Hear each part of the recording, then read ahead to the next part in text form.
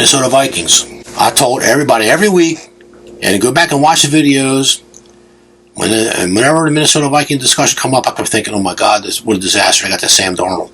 Because when I saw Sam Darnold with the Jets, I kept thinking, how could they sign this guy? But McConnell was a good coach for Minnesota. Let's get that out of the way. He's proven that he can get production out of, an above average team, or average to above average team, a 500 to 550 team. But they won 14 games.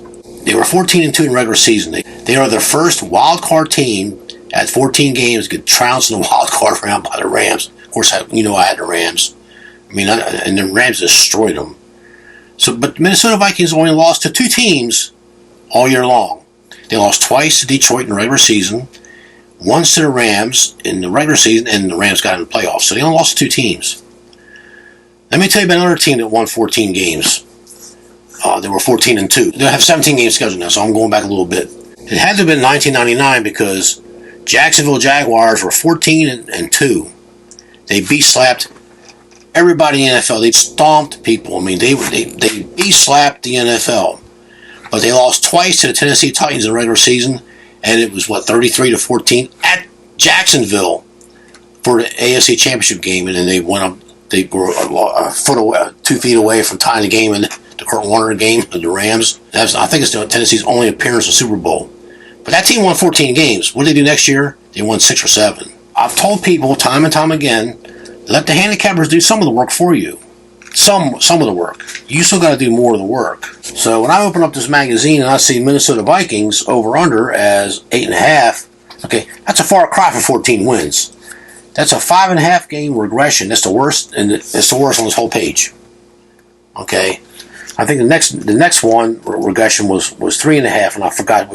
I'm so tired, I forgot which team that was. The handicappers are telling you that the Vikings are not going to do what they did this year. 1978, and I got the Pro Football Reference in front of me. Just Super Bowl participants. Okay, so we're not even counting the Jacksonville team I talked about in 1999. Okay, there's 20 teams in the Super Bowl era. And not even the whole Super Bowl era. I'm going from 1978 when he had the 16-game schedule. That's when it started, okay? From 1978 to now, there's been 20 teams that's won 14 games.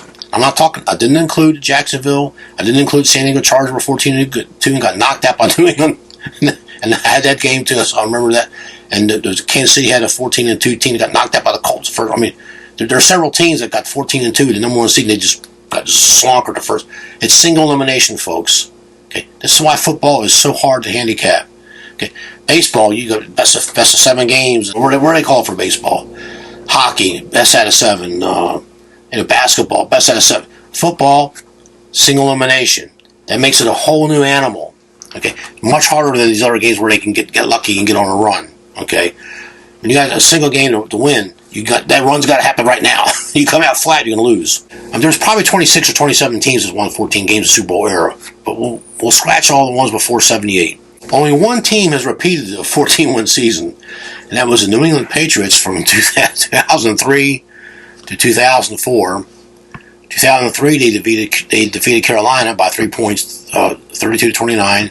And in Super Bowl, whatever, I never remember the numbers, but in 2004, New England Patriots defeated Philadelphia Eagles. The only time Andy Reid and his great Philadelphia Eagles team got to the Super Bowl, they beat them 24-21. And it was 24-14 with a minute left, and Donovan McNabb zinged this 30-yard rocket to the receiver and closed the score. And then New England just ran the clock out.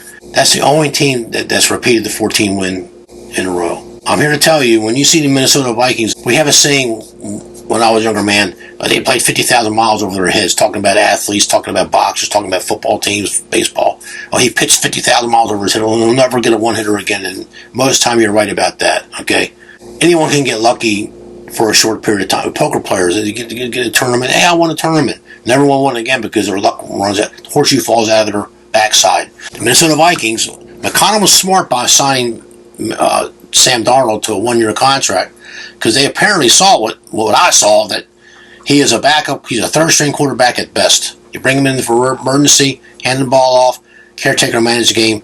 He's probably very good at that. He's not that old. He's reached his limitations. He's hit his wall several times. He will never get any better. And I think he's playing for Seattle Seahawks. Is that right? Seattle's gambling that they're going to get something out of this guy. Well, he won 14 games with Minnesota Vikings. That was the good coaching and a somewhat softer schedule, although the NFC North is a beast. Let me point this out before I forget.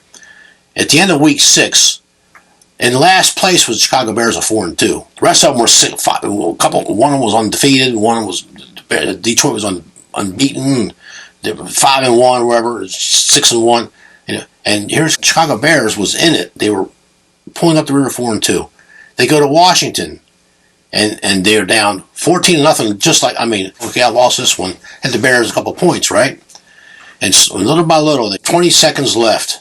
And good.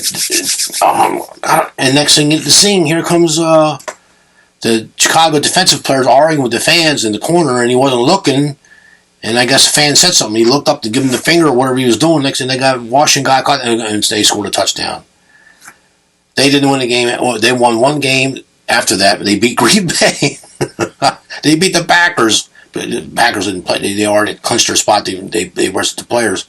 A heartbreaking play like that, and you have to remember that the coach they had, the Eberflus guy, he had already lost the locker room. They were never really for the guy anyway.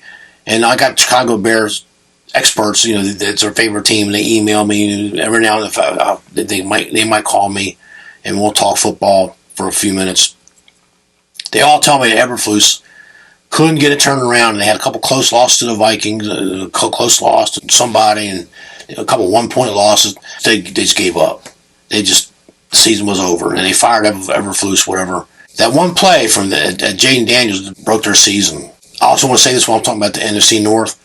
Yeah, it's the toughest division in football. Detroit was in the playoffs, and Green Bay was in it, and then Minnesota. But they all got slonkered their first game. Well, I should say slonkered. Minnesota got slonkered. But the other two lost too. So what do you think about that? Well, Detroit got slonkered by the Commanders. I did not see that coming. Detroit Lions had the most injuries on defense, and this year they lost more defensive players on starters on defense than any other team in the last 21 years. Someone said that on one of these videos I was watching. So, and I looked it up, and I remember it led the NFL in injuries starters last year, and most of them were on defense. The Vikings, odds makers want you to think that, they're losing Sam Darnold, so they're not going to win 14 games. Sam Darnold had nothing to do with it. Well, I take it back. He had something to do with it, but it's not why the odds makers are making it from 14 wins or putting a 13.5.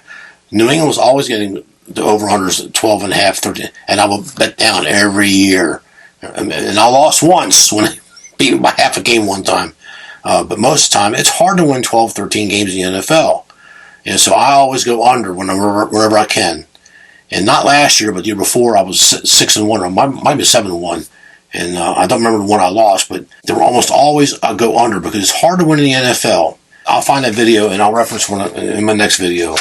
Minnesota Vikings, they've got this J.J. McCarthy. He's never played it down. From what I was told, he got hurt in preseason last year, and that's when they brought in Sam Darnold. Had to bring in somebody, right? And I understand all that, okay? But they were never going to win a Super Bowl with Sam Darnold. They should have known that. That shocks me a little bit. Minnesota's decent defense, but you can't. Very few teams are built to keep the defense rotating year in, year out. Very few teams have ever done that in the NFL history. It is very, very hard to do that. So I'm looking for the defense to take a step back too, and we don't know what we're going to get from this McCarthy guy. I think Minnesota is just not going to do very well, and I think Chicago might beat them twice. Minnesota beat Green Bay twice, so I think that's going to change. And Detroit did beat them twice, and then Detroit might beat them twice again. Especially if Detroit gets their players healthy. I'm trying to think anything else I got to close before I close this video out. As of press time, the Cleveland Browns named Joe Flacco as their starter, which I told my coworker last week what was going to happen. He didn't believe me. Well, Joe Flacco is 41 years old. But Joe Flacco's got a rocking arm. He's won a Super Bowl. I just think Joe Flacco's a good player. And, it's funny how these football pundits, how Joe Flacco's a bum and he's 41, but Aaron Rodgers, he's great. He can zing the ball, If you're going to be a handicapper, you can't think like that. You want to cash a ticket. You're here to cash tickets, okay? You're not here for bragging rights. You're not here to prove how smart you are. You're here to cash tickets. And you're getting me for free. I'm helping you with this. What got my intrigue for the next video, how can the Tampa Bay Buccaneers be even money to win the NFC South? I looked at that, I thought, what is going on? Are the handicappers telling you that their 4-year run of winning the NFC South is over? With the offense that they built up? I mean, they used to be a defensive team, but sometimes teams morph into something else. And that, I guess that's what they've done since they've lost Tom Brady. They got Baker Mayfield. He threw for 41 touchdown passes last year, was it? He was second in the NFL. You know, I think Baker Mayfield's a chowderhead. He opens his mouth. Oh, we need justice for these poor criminals. He's trying to virtue signal how good of a human being he is. He's really a piece of crap, in my opinion. But as long as he throws his touchdown, I don't care what he says.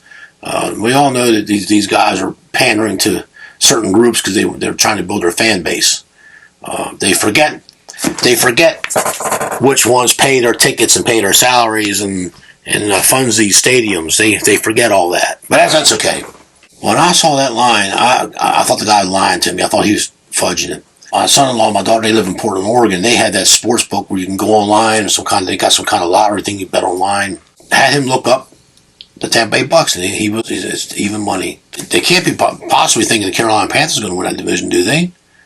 With the record-setting worst defense in the NFL history, they can't possibly be thinking that one of the Saints is going to come up. I mean, the Saints are going to be the worst team in football. They're going to be bottom 5 for sure. They'll be lucky they win 2 games.